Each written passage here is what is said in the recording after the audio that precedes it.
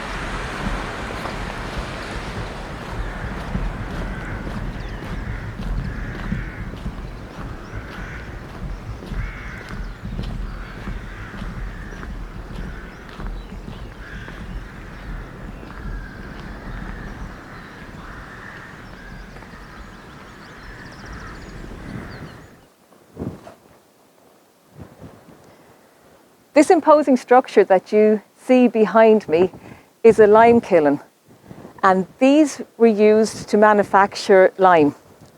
So limestone blocks would have been burned here to manufacture lime, which was mainly used for fertilizer in agriculture, but was also used for lime plaster and mortar in building work. You'll see many of them situated along the coastline here because we have no limestone in this area of Waterford. So it had to be brought from Dungarvan, which would have been the closest source to here.